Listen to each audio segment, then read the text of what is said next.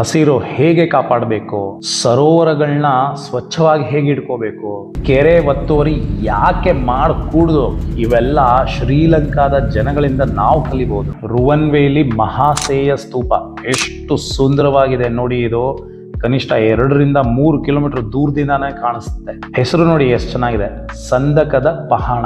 ಇದನ್ನ Moon stone ಅಂತ ಕರೀತಾರೆ. ಇಡೀ ಶ್ರೀಲಂಕಾದ ಪವಿತ್ರ ಸ್ಥಳಗಳಲ್ಲಿ ನಿಮ್ಗೆ ನೋಡ್ಲಿಕ್ಕೆ ಸಿಗೋದು ಅರಳಿ ಮರಗಳಲ್ಲ, ಅರಳಿ ಮರಗಳ ಕಾಡು ಅಂತಾನೆ ಹೇಳ್ಬೋದು.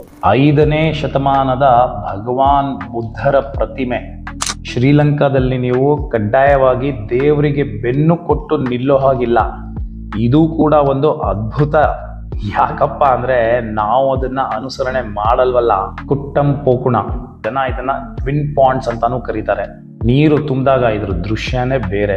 ಅದ್ಭುತ. ಅನುರಾಧಪುರ, ಹೌದಲ್ವಾ?